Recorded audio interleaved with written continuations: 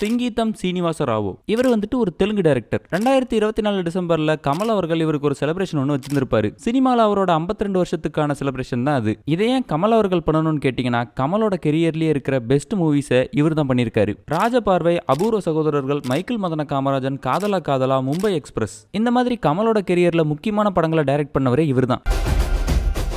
Real pan India అంటే పుష్పక్ విమానం. Why silent movie? Why not? 3 అడుగులు కమల్ హాసన్ ఎలా కనిపించాడు అన్నది ఇప్పటికీ కూడా మా అందరికి అది ఒక మిస్టరీనే. I want to tell you I am not retired. அப்படி நம்ம சிங்கீதம் சீனிவாச ராவோ எடுத்த இன்னொரு ஆச்சரியத்திற்குரிய ஒரு படம் தான் Little John. Green screen technology இல்லாதப்பே மைக்கேல் மதன காமராஜனை எவ்வளோ பிரில்லியண்டாக எடுத்தாரு அப்படிங்கிறத நம்ம இன்னொரு வீடியோவில் பார்த்துருந்தோம். அந்த வீடியோவை நீங்கள் இன்னும் பார்க்கலன்னா கார்டு தரேன், செக் பண்ணி பாருங்க. அவர் கிரீன் ஸ்க்ரீன் இல்லாமே கிரியேட்டிவாக எடுப்பார். கிரீன் ஸ்க்ரீன் இருந்தால் சும்மாவா விடுவார். இந்தியாவோட மோஸ்ட் வெர்சடைல் ஃபிலிம் மேக்கர் அப்படின்னா அது சிங்கீதம் சீனிவாச ராவோ தான். இப்போவே நம்ம இந்த ஆண்ட்மேனோட விஎஃப்எக்ஸ்லாம் பார்த்து வாயை பழகிறோம். ஆனால் 2021 இவர் மனுஷனை சுருக்கி நடமாட விட்டுருக்காரு. 90s கிட்ஸுக்கு இந்த படம் ஃபேவரட்டாக இல்லாமல் இருக்கவே இருக்காது. குட்டியாக ஒருத்தன் குடுக்கு முடுக்கு நான் ஓடிட்டு இருக்கிறத பார்த்தாலே நமக்கு குஷியாயிரும். அந்த லிட்டில் ஜான் படத்தோட ரிவ்யூஸ் தான் நாம இந்த வீடியோல பார்க்க போறோம். வாங்க வீடியோக்குள்ள போலாம்.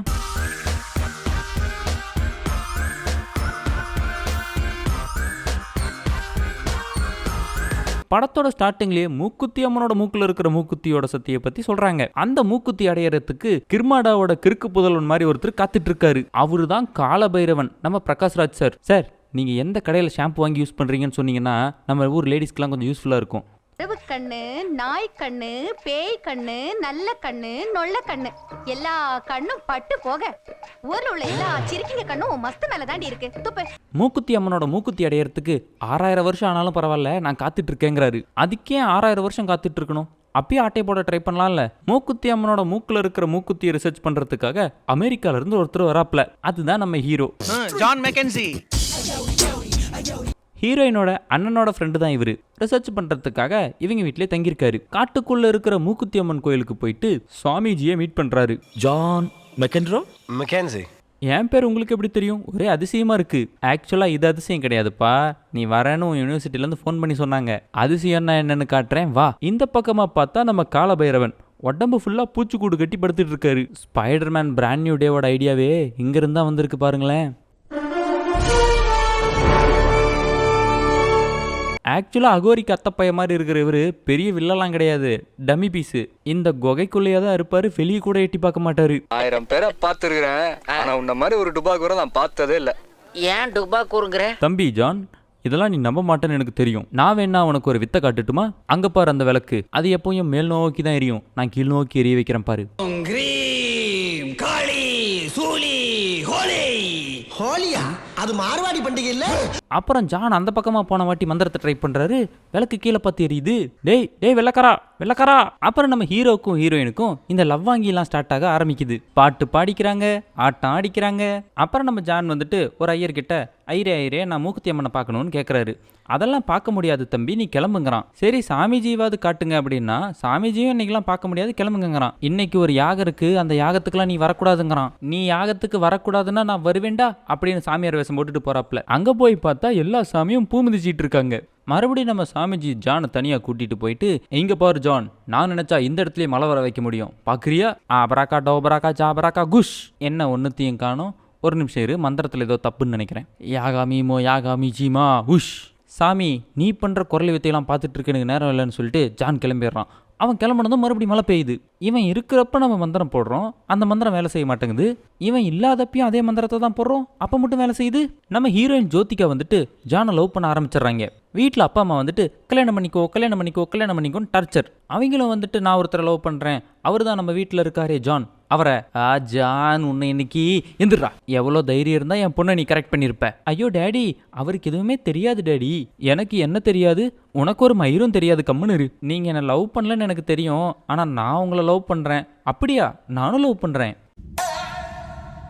2 பேரும் லவ்வர்ஸ் ஆனதுக்கு அப்புறம் என்ன, ஊர் சுத்திக்கிட்டு ஒரே பாட்டு தான். அப்புறம் பார்த்தா மூக்குத்தி அம்மனோட மூக்குத்தி தொலைஞ்சு போயிருது. அந்த மூக்குத்தி போயிட்டு ஒரு பாம்பு புத்துக்குள்ள டேரா போட்டுருச்சு. நம்ம ஜான் தான் மூக்குத்தியை திருடிட்டான்னு சொல்லி அவனை கைது பண்ணிட்டுலாம் போறாங்க. அங்க இருந்து நம்ம ஜான் தப்பிச்சு ஓடி போய், சாமிஜி சாமிஜி நான் மூக்குத்தியை திருடல சாமிஜி, உங்களுக்கு தெரியும்ல, என்னை காப்பாத்துங்க. இருப்பா நான் உன்னை மந்திரம் போட்டு மறைய வைக்கிறேன். மறைய வைக்கிற மந்திரத்தை போடுறதுக்கு பதிலா சின்னதாக்குற மந்திரத்தை போட்டு விட்டாரு. மறைய வைக்கல, குறைய வச்சுட்டீங்க. நீ சின்னதான சரி, வாழை இலை எப்படி சின்னதானுச்சு? அப்புறம் ஓடிப்போன ஜானை தேடி போலீஸ் இங்கே வந்துட்டாங்க. சாமிஜி, ஜானை என்ன பண்ணீங்க? ஜானை லிட்டில் ஜான் ஆக்கிட்டேன். அப்போ வாங்க நீங்கள் வந்து வண்டியில் இருங்கன்னு பிடிச்சி போலீஸ் ஸ்டேஷன் கூட்டு போயிடுவாங்க. நம்ம லிட்டில் ஜான் பேப்பரை மட்டும் கட்டிக்கிட்டு குட்டியாக ஊருக்குள்ளே சுற்றிட்டு இருப்பாரு. அப்புறம் ஒரு பழக்கூடைக்குள்ளே ஏறி அங்கேருந்து வாணியோட தாத்தா கொடை மேலே ஏறி அவரு கூடவே இப்போ வந்து வீட்டுக்கு போயிடுவாரு. எப்படி உட்காந்துருக்கேன் பாரு. ஆமாம், அவர் ஏன் மழையே வராமல் கொடை பிடிச்சிட்டு போகிறாரு? அப்புறம் நம்ம ஜான் எப்படியோ கஷ்டப்பட்டு மாடிப்படியெல்லாம் ஏறி ஒரு பொம்மையோட ட்ரெஸ் எடுத்து போட்டுக்கிட்டு சரி வாணிக்கிட்ட பேசலான்னு போனால் வாணி ஒரே அடி.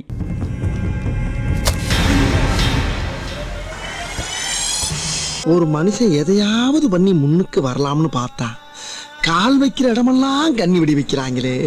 அப்புறம் நம்ம ஹீரோயின் கிட்ட இந்த மாதிரி நடந்ததெல்லாம் இதுதான் அப்படின்லாம் உண்மையை சொல்லி சாமியார்கிட்ட போய் பேசுவாங்க. அந்த சாமியார் ஒரு குண்டை தூக்கி போடுறான். இன்னைக்கு ராத்திரிக்குள்ள அந்த மூக்குத்தி வந்துட்டு மூக்குத்தி அம்மனோட மூக்குல போய் சேரணும், இல்லைன்னா நம்ம ஜான் சைஸ்லயே தான் இருப்பான், அவனை மாற்ற முடியாதுன்றான். ஏன்டா நீ தானடா என்ன சுருக்குன, என்ன பெருக்க வைடா பேப்பையில. நம்ம ஹீரோவும் போயிட்டு பாம்பு புத்துக்குள்ள இறங்கி படையெடுத்த பாம்புக்கெல்லாம் படம் காட்டிட்டு மூக்குத்தியை தூக்கிக்கிட்டு வராரு. வெள்ளன்னு சொல்லிட்டு ஒருத்தர் இருந்தா இல்லையா காலபைரவன், அவன் திடீர்னு உட்காந்து யாகம் பண்ண ஆரம்பிக்கிறான் மூக்குத்தி நம்ம கைக்கு வரணும்னு. ஐயோ மூக்குத்தி அம்மனுக்கு ஆபத்து. ஆபீசர் கதவை திறங்க. அதையெல்லாம் திறக்க முடியாது தம்பின்னு சொன்னதும் அவரோட சக்தி யூஸ் பண்ணி கம்பி கிழிச்சுக்கிட்டு அவர் பாட்டு கிளம்புறாரு. கோயிலுக்கு போயிட்டு அவர் ஒரு பக்கம் யாகம் பண்ண, நம்ம பிரகாஷ்ராஜ் ஒரு பக்கம் யாகம் பண்ண, ஜான் ஒரு பக்கம் மூக்குத்தி தூக்கிட்டு போய் வைக்க, மூக்குத்தி நம்ம அம்மனோட மூக்கில் சேர்ந்ததும் நம்ம ஜானும் பெருசாயிடுறான். அப்புறம் படமும் முடிஞ்சிருது.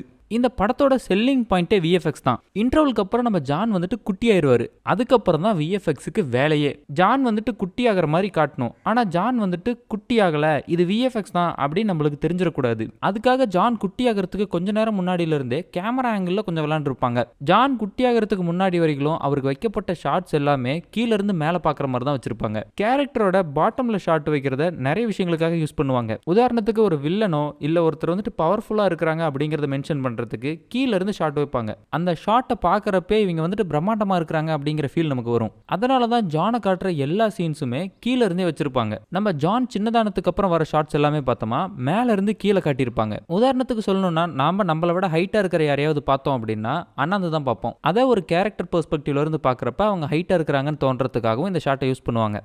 நம்மளை விட குள்ளமா இருக்கிறவங்களை பார்க்கறப்ப கொஞ்சம் குனிஞ்சு தான் பார்ப்போம். ஸோ ஜான் வந்துட்டு குட்டி ஆயிட்டான் அப்படிங்கிறத காட்டுறதுக்காகவே இந்த மாதிரி கேமரா ஆங்கிளில் டிஃப்ரென்ஸ் காட்டியிருப்பாங்க. அடுத்ததாக ஜான் வந்துட்டு சின்னதாகி ஸ்ட்ரீட்குள்ளே நடந்துட்டு இருப்பாரு. அதில் வந்துட்டு ஃபர்ஸ்ட் எடுக்கப்பட்டது ஸ்ட்ரீட் வியூவாக தான் இருக்கும். ஏன்னா ஸ்ட்ரீட் வியூவை வச்சு தான் ஜான் எப்படி ரியாக்ட் பண்ணும் அப்படிங்கிறத நம்மளால ஷூட் பண்ண முடியும். அப்படி இல்லை அப்படின்னா இந்த ஸ்ட்ரீட் சீனு பயங்கரமாக ஸ்கிரிப்டில் ஒர்க் பண்ணியிருக்கணும். அதுக்கப்புறம் நம்ம ஜான் வந்துட்டு படிக்கட்டுலாம் ஏறி போவார் பார்த்தீங்களா, அதை வந்துட்டு ப்ராக்டிக்கலாக தான் ஷூட் பண்ணியிருக்காங்க. இந்த ஆங்கிளில் காட்டுறது வந்துட்டு சிஜி தான். பட் நீங்கள் இந்த ஆங்கிள் இருந்து பார்த்தீங்க அப்படின்னா இது வந்துட்டு மோர் ரியலிஸ்டிக்காக இருக்கும். ஸோ இதை வந்துட்டு ஒரு செட்டு போட்டு தான் எடுத்திருப்பாங்க. அப்புறம் நம்ம ஜோதிகா வந்துட்டு புக்கை வச்சு அடிப்பாங்க இல்லையா, அது வந்துட்டு ரோப்பை கட்டி தொங்க விட்டு மூவ்மெண்ட் பண்ண வச்சு பொசிஷன் மாற்றி பண்ணிடலாம். பட் இந்த சீன் பார்த்தோம் அப்படின்னா ஜோதிகா அவங்க கையால் தூக்கிட்டு வந்து ஜானை டேபிள் மேலே விடுற சீன். இந்த சீனுக்கு ட்ராக்கிங் யூஸ் பண்ணியிருப்பாங்க அப்படின்னா மேனுவலாக ட்ராக் பண்ணுறது ரொம்ப கஷ்டம். இப்போ இருக்கிற அளவுக்கு கேமரா ட்ராக்கிங் அந்த அளவுக்கு டெவலப் ஆகலை. இதை எப்படி எடுத்திருக்காங்கன்னா அவர் அங்கே க்ரீன் மேட்டில் உட்கார வச்சு கேமராவை அந்த ஆங்கிளில் ஷூட் பண்ணியிருக்காங்க. எக்ஸாம்பிளுக்கு பார்த்தோம் அப்படின்னா ஷூட்டிங் இந்த மாதிரி தான் இருந்திருக்கும். பாத்து வாணி பாத்து, தலை சுத்துது வாணி. இந்த டைனிங் டேபிள் சீன் பார்க்குறப்ப எப்படி இந்த சீன் பாசிபிள் ஆனிச்சு அப்படின்னு என்னைக்காவது யோசிச்சிருக்கீங்களா? இந்த சீனை எடுக்கிறதுக்காக இந்த சைஸில் ஒரு தட்டு, இந்த சைஸில் ஒரு சேரு, இந்த சைஸில் ஒரு டைனிங் டேபிள், இது எல்லாத்தையுமே ப்ராக்டிக்கலாக பண்ணியிருக்காங்க. அது நமக்கு சின்னதாக தெரியணும் அப்படிங்கிறதுக்காக ஜோதிகாவோட கையை மட்டும் கிரீன் ஸ்க்ரீன் போட்டு எடுத்துருக்காங்க. அது மட்டுமானு கேட்டிங்கன்னா மூக்குத்தியுமே ப்ராக்டிக்கலாக பண்ணியிருக்கிறாங்க. கிளைமேக்ஸில் பார்த்தோம் அப்படின்னா அவர் தோலில் மூக்குத்தி மாட்டிட்டு போவார். அந்த மூக்குத்தியுமே அவ்வளோ பெருசுக்கு பண்ணியிருக்காங்க. நம்மக்கிட்ட என்னதான் டெக்னாலஜி அப்படின்றது இருந்தாலும் அது நம்ம எப்படி ப்ராப்பராக யூட்டிலைஸ் பண்ணுறோங்கிறது தான் இருக்குது. ஒரு கிரீன் ஸ்க்ரீன் இருந்துச்சுன்னா போதும் இந்த அளவுக்கு க்ரியேட்டிவிட்டியாக ஒரு படத்தை எடுக்க முடியும் அப்படின்னு நிரூபிச்சிருக்காரு. இந்தியாவில் ஒரு படம் ரிலீஸ் ஆகுது அப்படின்னா அந்த படம் வந்துட்டு ஒரு லாங்குவேஜ் ஃபிலிமாக தான் இருக்கும். தமிழ் மூவி, தெலுங்கு மூவி, மலையாள movie, Kannada movie, Hindi movie அப்படின்னு. ஏன் நம்ம பேன் இண்டியா படம் அப்படின்னு சொல்லக்கூடிய KGF, பாகுபலி மாதிரியான படங்கள் கூட இது வந்துட்டு கன்னடா மூவி, இது வந்துட்டு தெலுங்கு மூவி அப்படின்னு தான் போட்டுக்குவாங்க. ஆனால் இந்த படம் இந்த லாங்குவேஜோட படம் தான் அப்படின்ற ஒன்று கிடையவே கிடையாது. தமிழ், ஹிந்தி, இங்கிலீஷ் அப்படின்ற 3 லாங்குவேஜில் படம் ரிலீஸ் ஆயிருக்குது. ஆனாலும் இந்த படத்தை வந்துட்டு ஒரு இந்தியன் மூவி அப்படின்னு தான் மென்ஷன் பண்ணியிருக்காங்க. நீங்க சின்ன வயசா இருக்கிறப்ப லிட்டில் ஜான் படத்தை பார்த்துருக்கீங்களா?